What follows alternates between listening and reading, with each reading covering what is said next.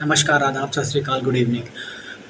जो डेपेक बॉक्स का पहला पार्ट था, वो मैंने बता दिया था। अभी सेकंड पार्ट आया है, उसके बारे में बताना था। तो जब केविन वापस अपनी एंटीक शॉप में आया था, उस डेविड बॉक्स के पास, तो ज़ैन काफ़ी परेशान थी। का वो रो रही थी क्योंकि उसके साथ जो हुआ था वो नॉर्मल नहीं था। वो काफ़ी घबराई हुई थी। तो केविन ने उसको शांत किया, समझाया, पानी पियो, काम करो, उसके बाद तुम हमें बताना कि तुम्हारे साथ हुआ क्या था।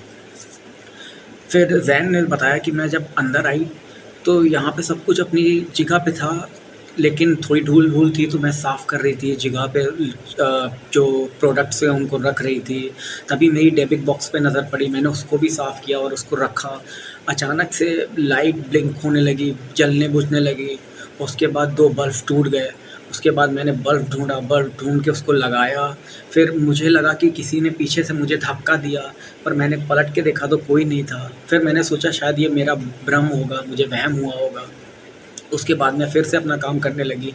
तभी मुझे मेरे बाएँ कंधे पे किसी ने हाथ रखा, मुझे ऐसा लगा, और मैंने पलट के जब देखा तो वहाँ कोई भी नहीं था।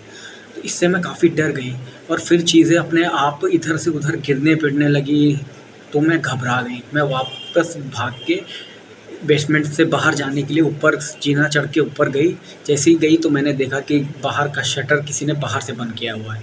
चूँकि हमारे और आपके अलावा यहाँ पे कोई काम नहीं करता, तो मैं काफ़ी घबरा गई कि ये आप तो घर गए हो, तो ये किसने किया? तभी मैं घबराहट में मुझे याद आया कि मैं आपको कॉल करती हूँ और आपको इसके बारे में बताती हूँ, ताकि आप यहाँ पे आके मुझे इस सिचुएशन से बाहर निकालें। फिर केविन काफ़ी परेशान था क्योंकि उसकी चीज़ें काफ़ी टूट-फूट भी गई थी, काफ़ी मेसी हो गया था, काफ़ी गंदा हो गया था, चीज़ें इधर-उधर पड़ी थी, अब उनको वापस से समेटना था। तो केविन परेशान हो गया था इस चीज़ से। फिर केविन को लगा कि कहीं ये ज़ैन छुट्टी लेने के बहाने से ये नाटक तो नहीं कर रही है, इसने कोई मनगढ़ंत कहानी सुना के मुझे ये छुट्टी लेना चाह रही हो। तो केविन ने ज़ैन से बोला कि क्या तुम कि छुट्टी लेने के लिए ये सब कर रही हो? तो ज़ैन को पहले तो बहुत गुस्सा आया, वो चुप रही थोड़ी देर, फिर उसने एकदम से बोला कि भाड़ में जाए तुम और भाड़ में जाए तुम्हारी नौकरी। मैं ये नौकरी छोड़ के जा रही हूँ, क्योंकि जब तुम्हें मेरे बात में विश्वास ही नहीं तो मैं यहाँ नौकरी क्यों करूँ? और वो उसकी नौकरी उसके मुँह पे मार के वो वहाँ से चली गई और अपने घर में आराम से जाके रहने लगी। तब फिर अपनी दुकान पे देखभाल करने लगा। फिर केविन ने अपने दोस्त को इस डेपिक बॉक्स के बारे में बताया।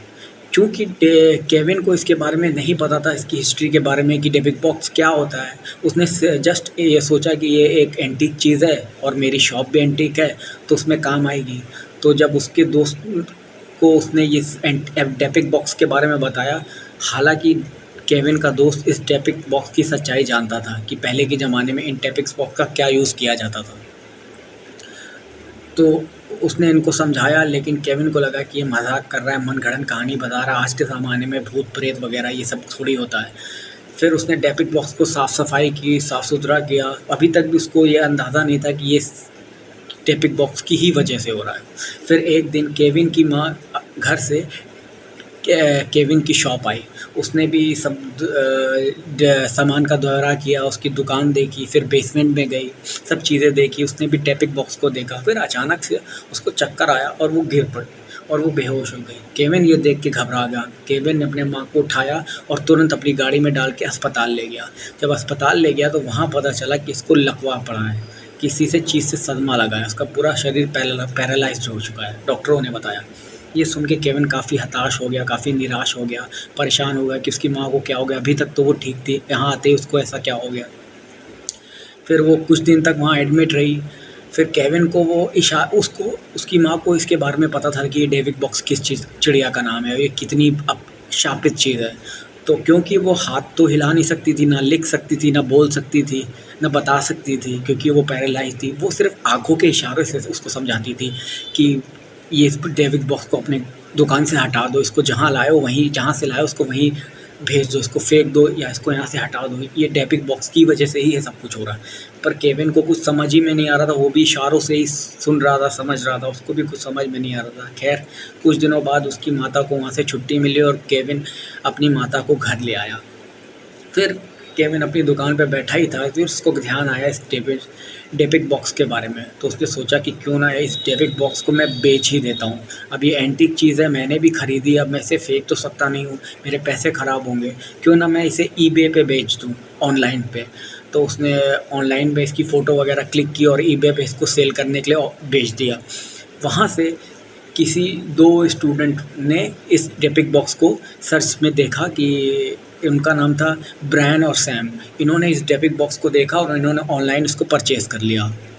चूँकि केविन ने डिस्क्रिप्शन में ये लिखा था कि उसके साथ क्या-क्या हुआ था इस डेविन बॉक्स के दौरान, उसकी एक एम्प्लॉयी के साथ क्या-क्या हुआ, उसने जॉब छोड़ दी, उसकी माँ के साथ क्या हुआ, वो पैरालाइज़्ड हो गई, कैसे उसके सामान ऊपर-नीचे गिरने लगे थे। तो उसने इसलिए वो इसको बेचना चाहता है। वो भी किसी एंटीक ऑक्शन में हो रहा था, वहाँ से खरीद के लाया था। किसी की बेटी ने इसको ऑक्शन में लगाया था, उसकी माँ ख़त्म हो गई थी उसी का एंटीक बॉक्स का, तो वहाँ से ये केविन ख़रीद के लाया था। अब ये इसको ऑनलाइन ईबे पे बेचना चाहता है। तो ब्रायन और सैम को बड़ा अच्छा लगा कि वो ऐसी ही चीज़ों की तलाश करते रहते, तो उन्होंने इससे ऑनलाइन कुछ डॉलरों में परचेज़ कर लिया। क्योंकि वो स्टूडेंट थे ब्रायन और सैम, तो वो अपने रूम पे इस डेपिक बॉक्स को ले आए।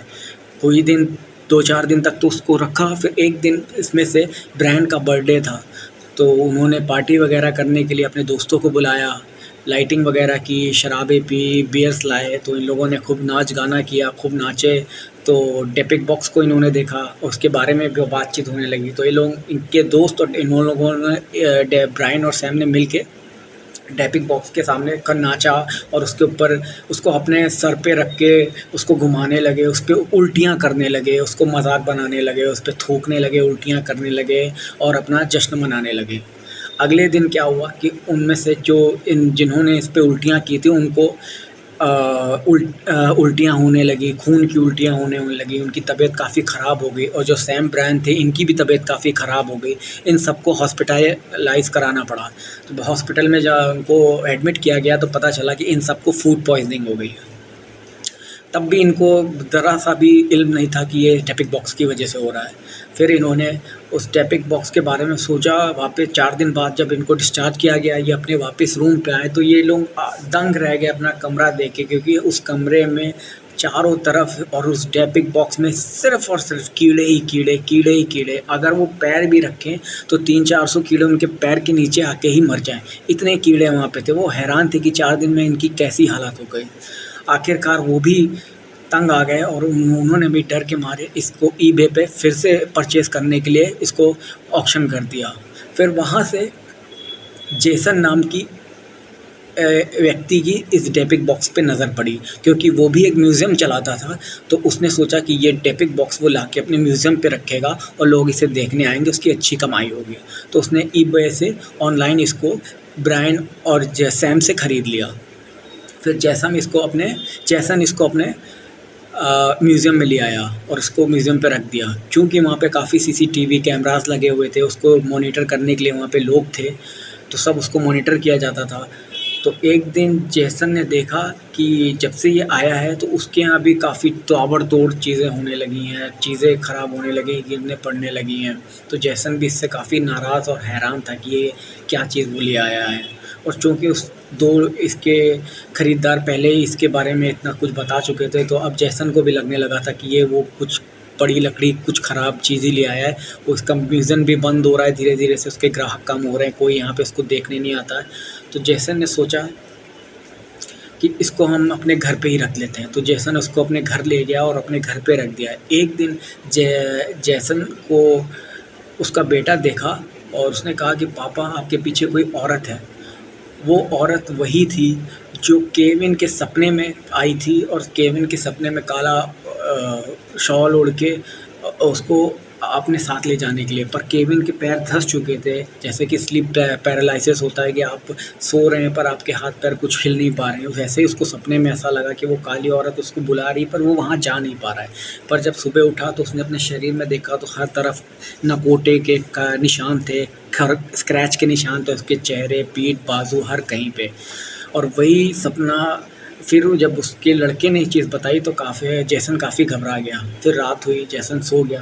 रात के करीबन 2 बजे जेसन को एक सपना आया कि एक काली औरत उसको अपने पास बुला रही है और जैसन सेम केविन की तरह ही उसके पास जा नहीं पा रहा है क्योंकि उसके पैर एकदम स्टक हो चुके हैं और वो थड़बड़ा के उठा और उस बगल में उसकी बीवी सो रही थी तो उसने उसको बताया कि मैंने ऐसा-ऐसा एक सपना देखा है, काली औरत जो मुझको बुला रही है पर मैं उसके पास जा नहीं पा रहा हूँ।